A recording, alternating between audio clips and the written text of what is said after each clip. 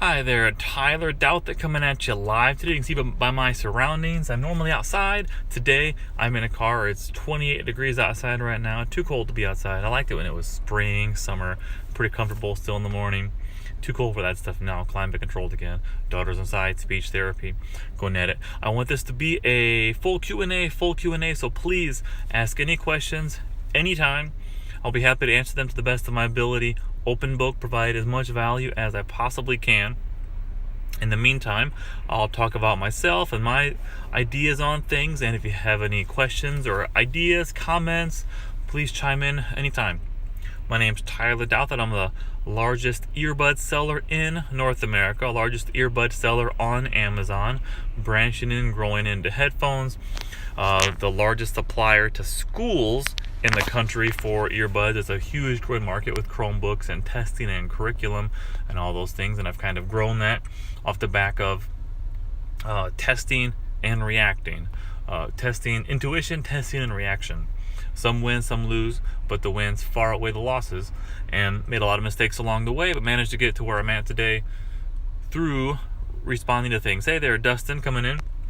Please ask any questions, full Q&A. In the meantime, and so that's what I do. Sell under the brand TFD Supplies. So if you Google TFD Supplies, with Amazon, search for TFD Supplies, whatever you want to do, that all points to me. And also on the side of that, on the back of that, grow the personal brand, because as the business continues to grow, it increases my credibility as an entrepreneur, trying to provide value, give insights to people that might not hear it other places in a certain way. And that's what I like to do. I document my journey along the way, the TD grind, which you can see the daily vlog entries on YouTube and on Facebook. I do everything with LinkedIn, Twitter, Snapchat, Instagram, as you already see here. I'm all over all the social media channels. And that's kind of what I do, pushing hard into audio. I strip audio out of the things I do. I also do audio only content, something called the TD Project, which is a long form of my own thoughts, as well as with my teammate Ben and his wife Holly along the way.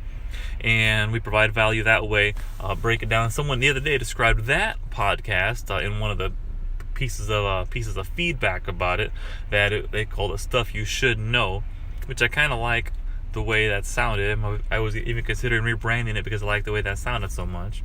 But that's me. That's 34 years old, entrepreneur. I work for myself. I have one employee, one more starting in January, and based on that, keep overhead low. Moving into right now, I work out of my home, and I will keep working out of my home in the next house. We're moving in February into a substantially bigger house, and there's two-car garages, and one of them will be where the business is ran at, to kind of segregate and keep my work separate from the rest of my life as best I can, as far as in the house for space. Hey there, everybody coming in. Please feel free to ask any questions about e-commerce, selling on eBay, selling on Amazon, credit card transactions, personal finance, my thoughts on how many suppliers do you have? Do you have backup suppliers? I really only have one. I work with a particular factory I found overseas, and I work with that one. And do I have backup suppliers? No. And to kind of get around that, I think about that one a lot. I do keep a lot of stuff in stock, a lot of supplies, hundreds of thousands of earbuds in stock, which allows me to have a buffer. So if there's a problem with one, then I have a couple months to iron that out, versus being in short supply, having to get stuff out all the time, in one hand out the other, or in one pocket out the other. Having the inventory buildup does insulate against those unknowns, but I have thought about that. Yeah, only one supplier, but I could find other suppliers. There's a lot of factories overseas, and I guarantee you, with the kind of volume that I do, it would not be hard to find another supplier if the one I have decided to not do things the way that we like them to be done. Thank you for your question, Dustin. I appreciate that. Any other further questions, please? The earbuds they're sold primarily on Amazon. About 75% of business right now comes from Amazon, 25% outside of Amazon. POs from schools, online orders on my website, TFD Supplies, for schools. Because a lot of schools order by credit card, some have to use purchase orders, but they all order outside of Amazon. It's a long route. It's a long grind to siphon business off Amazon. It's taken me years to be able to get 25% of my business outside of Amazon. It just takes a long time because Amazon is such a huge growing thing right now that it's hard to outpace that. And I don't mind that because I make a lot of money selling through Amazon, but it gives them more levers than I feel comfortable with, because I'm forced to play by their rules versus rules that I want to play by on my own. And that's an added complication with things. So I do what I can for many reasons to siphon whatever business I can off of Amazon, but also realize that if you do play by the rules and can execute right and have a good product, a good pricing, you can earn a handsome living. As a top seller on Amazon, I based on sales and profit margins and things like that, by sellers reporting, I'm among the top 2% of Amazon sellers. So that's quite a few. There's a lot of sellers on Amazon. So top 2% Amazon seller, not the easiest thing to accomplish. Top 2%. Also, because of outside of that and the volume of earbuds, because I specialize in the bulk market. So someone like schools, they're not buying one pair of earbuds to listen to while they work out. They are looking for hundreds or perhaps thousands because they could outfit a whole school or a whole district. So I really cater to the bulk market versus the individual market. What systems do you use for processing the orders? Well, TFT Supplies is the domain, and that has a PrestaShop on there, because there's PrestaShop under Shopify. That particular one, sorry, I'm fighting a mild cold in my throat here. PrestaShop, which is what runs on there. So PrestaShop does that, and then that runs the online orders. They can pay through PayPal. That's pretty straightforward, or through Authorize.net for direct credit card processing, which I have signed up for. As far as the POs, I use a different system. It's like $10 a month just for basic accounting software to generate POs, keep track of what's been paid, what's not been paid, get nice clean invoices I can mail out when they see through everything and the envelope's just right. Overall, it's pretty simple system. There's nothing all that complicated. I didn't have to write a whole lot of stuff from scratch or design a shopping cart and website from scratch by hand coding, which I probably could do. I'm decent at things like that, but sometimes it's a lot faster, easier, quicker, better, oftentimes, just to go with a pre-made solution like Shopify or PrestaShop. But that's what I use. Hey there, Mexicano 3 joining in here. What's the name of the PO system? It's AYNAX.com. To be honest, I'm not sure how it's pronounced, but it's, I think, AYNAX, AYNAX.com. $10 a month, and I've been very, very happy with the whole system so far. Website's always fast, easy, clean stuff to use. Been there now a couple of years, and a lot of times I'm a very big fan of SaaS products, software as a service kind of thing, because it keeps the people supplying the software incentivized to keep the software good, or else you're going to go somewhere else, versus being committed and spending $500 to buy software. So I'm a big fan of things like that might be like $10 or $20 a month as a service, to know that they need to keep it good, or else you're going to go somewhere else. So that's a big thing that I like from a consumer of those products. And so please, any further questions about it, I'll be happy to feedback. Hey there, Fight Farms. So please, any questions in the meantime, all over social media, I'm happy to provide value. You can already see and hear that I am happy to answer the questions really about anything that I do, and try to provide some kind of value to anyone that wants to watch or listen to my content, and maybe someday harness that or utilize that, or ask for something in return. Maybe in a few years write a book when I have several chapters all lined up. I'm still a fairly young guy, 34. Don't let the gray hair fool you. 34 years old. And so that's me, and I feel younger than I ever have, because as an entrepreneur, you realize you can play the entrepreneur game for your whole life if you want to. So many careers, like when you get to a corporate job at 50 or 60, your options start to get limited, whereas in the entrepreneur game, you can go as long as you want to go. You might get tired of the grind, you might want to do less, you might want to sit and read the paper all day, you might want to fish all day, and that's perfectly cool too. But you're not forced to do that. You can do it on your own terms, and that's why I realized that right now at 34, I could be an entrepreneur if I wanted to be for 30, 40, 50 more years. Nothing says I have to stop. And that's something that I love to do. And as I've now kind of hit my stride with the business and growth and expansion, it really makes you feel like you can do almost anything, and it's a pretty nice feeling, and it's something I like to do. Hey there, Mike Myers 745.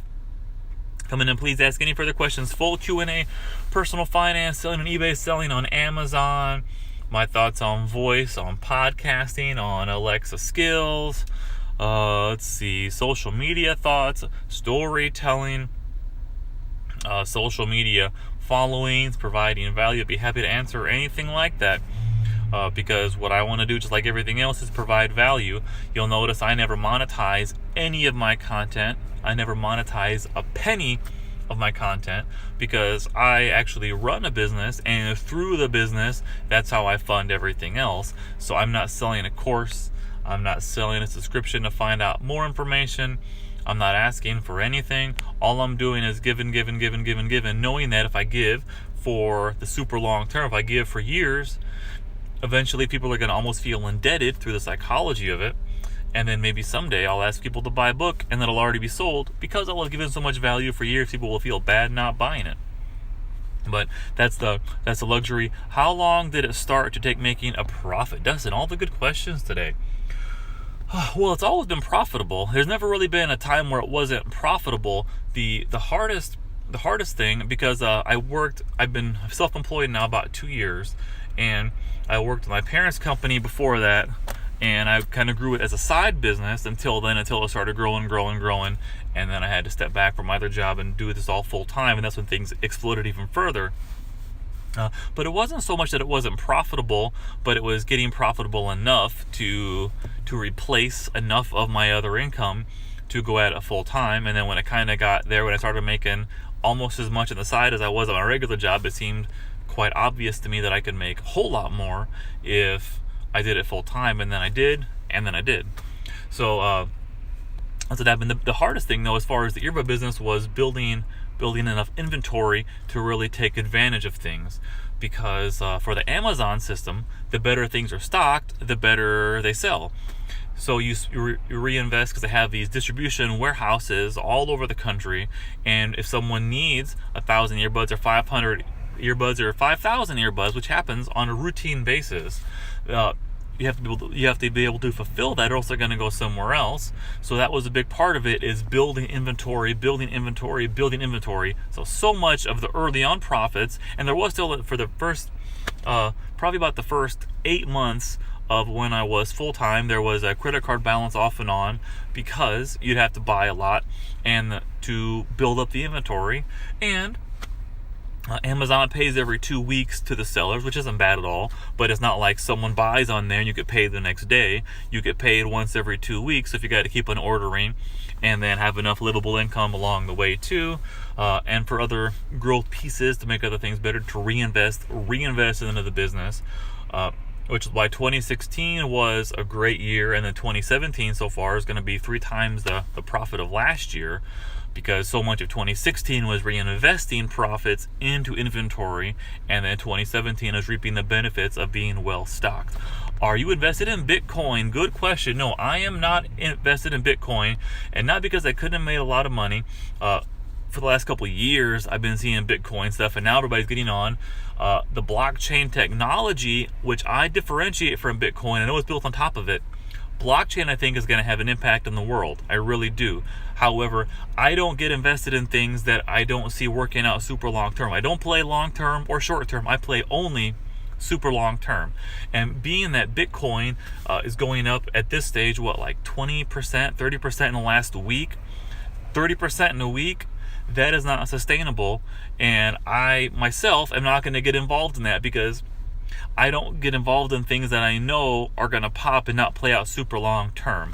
So I could have made a lot of money in that. Let's be honest. I could have made hundreds of thousands of dollars in Bitcoin had I wanted to, but I purposely did not, because it goes against, as Gary Vee would say, my thesis of only playing super long term. And I don't think Bitcoin itself is super long term. I think blockchain is super long term, and I think it's a matter of time until, also why I'm not hard into it is the government now, which is always behind technology, but as the government now is starting to realize what people are doing with Bitcoin and how you can move money around into illegal areas with not a whole lot of, it's not that hard to do, then they're going to get their fingers in it eventually. Because when you can start paying drug dealers or start paying child traffickers or start paying child pornographers or anything like that, when you can start paying the unseedy people in the world in a fairly untraceable manner, that's when the U.S. government loves to get involved. So no, I'm not into Bitcoin because I only play super long term, and Bitcoin, in my opinion, is not super long term. If you're making a lot of money in Bitcoin, more power to you. I'm really happy for you. I truly am. But I'm not in it. One, because I think it's in a bubble. Two, it's not sustainable growth. It's just not sustainable growth.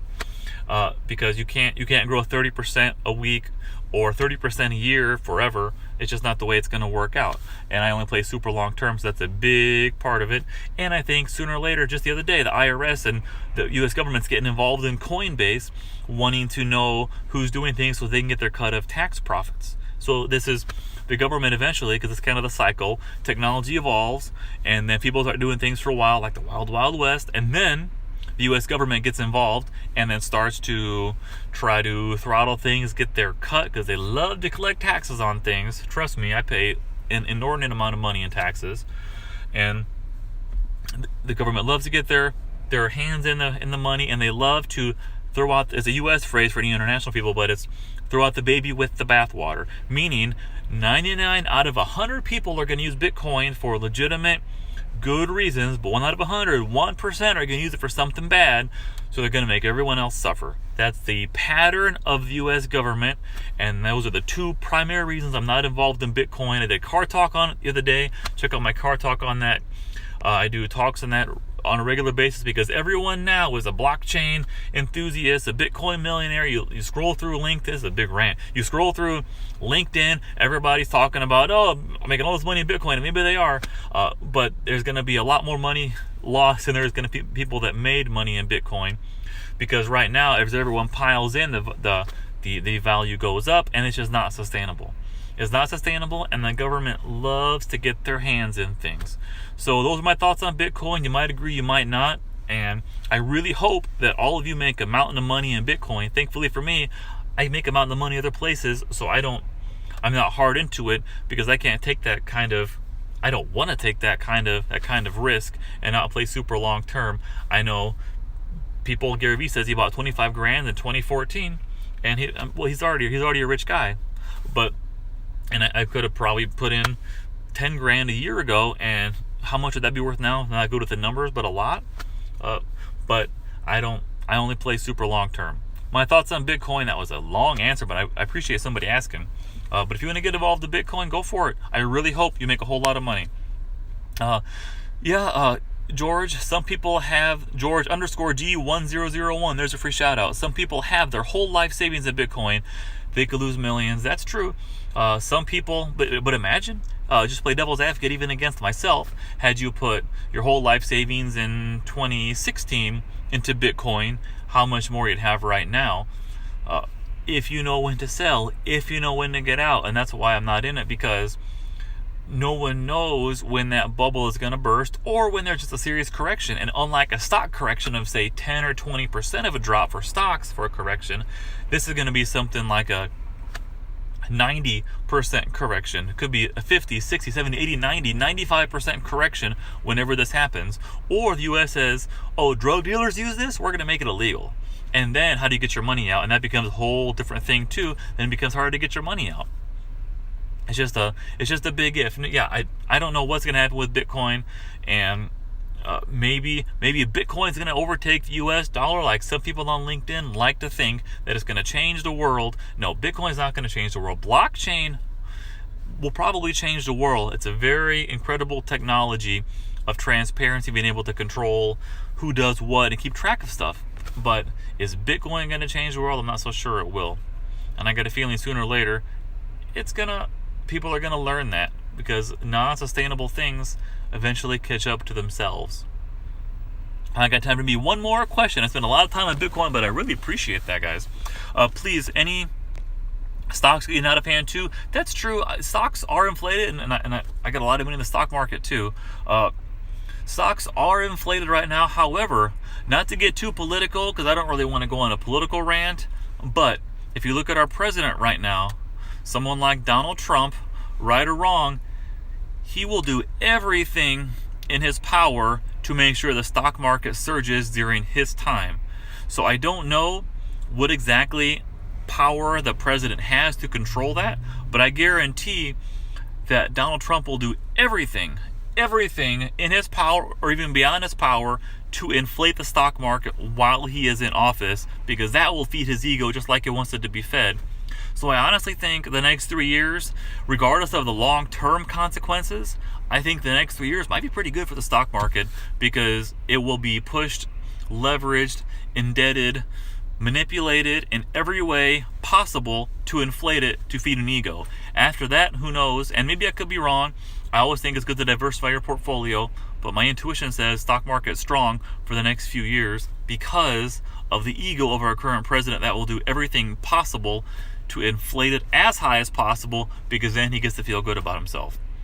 On that note, thank you everyone for watching. I really appreciate it. Please consider following me on any channel outside of Instagram if you want.